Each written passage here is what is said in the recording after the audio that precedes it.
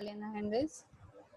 ठीक है, तो आपका जो आगे का नेक्स्ट टॉपिक है that is your comparison of acidity of alkene, alkene and alkyne. बहुत सिंपल है।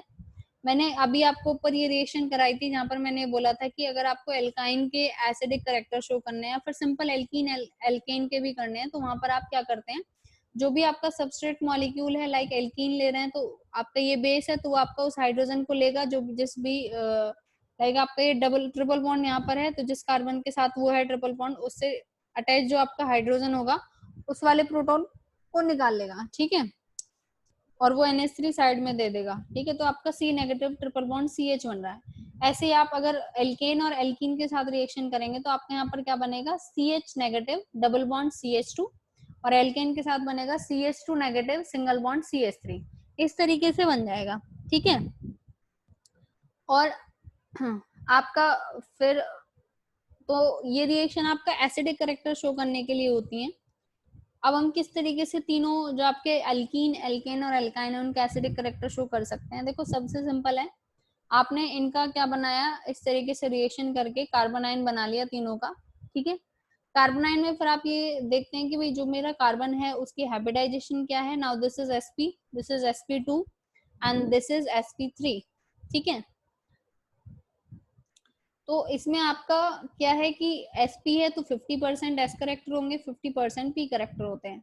Here this is having 33% s character and rest of the will be p character. ठीक है, and in this case we are having 25% s character and 75% p character. So as we also know s character जो होते हैं आपको वो directly proportional होते हैं electronegativity के। इट मींस अगर प्रोटॉन निकलने के बाद जो नेगेटिव चार्ज कार्बन पे आएगा, अगर उस पर्टिकुलर कार्बन की इलेक्ट्रोनेगेटिविटी बहुत ज्यादा हो जाती है तो उसकी एबिलिटी जो होगी उस नेगेटिव चार्ज को होल्ड करके रखने की वो बढ़ जाएगी। ठीक है, तो आपका जो कार्बोनाइंस होते हैं एल्काइन के केस में वो आपका सबसे ज्यादा स्टेबल होते हैं। ठीक,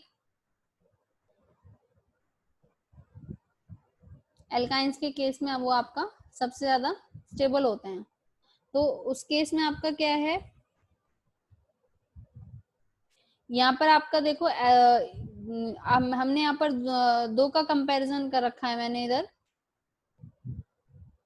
एक मिनट देख लेते हैं नीचे, आपका एसिटाइलिन है। ठीक है, इसमें आपका जो एस करेक्टर है वो सबसे ज्यादा है, तो that will be the more stable. ठीक है, क्योंकि नेगेटिव चार्ज वो इजिली होल्ड करके रख लेगा। और एल्केन के केस में कंपेयर करें तो वो बहुत ही ज्यादा लेस स्टेबल होगा, और एल्कीन आपका मिडिल वन में आता है। ठीक है, ना तो वो बहुत ज्यादा स्टेबल होता है और ना ही ज्यादा वो लेस स्टेबल होगा। ठीक है, you can count it as not more stable and not less stable. ठीक है, तो इसमें आपका सिंपल है, when we move from alkane to alkynes the S character increases and P character decreases from 50 to 25%।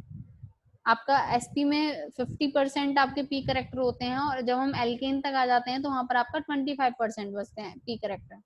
So thus carbon atom give easily proton and become more stable. So reactivity order on the basis of product form due to s character, तो वो आपका किस basis पे होगा, आपका alkyne की reactivity सबसे ज्यादा होती है, फिर एल्कीन के अंदर एल्केन की। क्यों, क्योंकि आपका जो प्रोडक्ट बनेगा उसकी स्टेबिलिटी के बेसिस पे हम ये डिसाइड करेंगे कि पर्टिकुलर जो आप सबस्ट्रेट मॉलिक्यूल ले रहे हैं वो कितना ज्यादा रिएक्टिव है। क्योंकि सिंपल सी बात है कि जिस प्रोडक्ट की स्टेबिलिटी सबसे मतलब आप अगर जो आपका प्रोडक्ट बन रहा है अगर वो ज्यादा स्टेबल है तो ये ऑब्वियस बात है कि जो आप रिएक्टेंट लेके चल रहे हैं उसकी रिएक्टिविटी इतनी है कि वो पर्टिकुलर किसी भी स्पीसीज के साथ रिएक्ट करके और एक स्टेबल कंपाउंड फॉर्म कर रहा हो। ठीक है, तो उस बेसिस में हमने रिएक्टिविटी ऑर्डर डिसाइड किया हुआ है यहाँ पे। सो विद दिस आपका ये जो टॉपिक है वो ओवर हो गया है, एल्काइंस भी आपका ओवर हो गया है आज के इस क्लास में। So you can take your doubts now.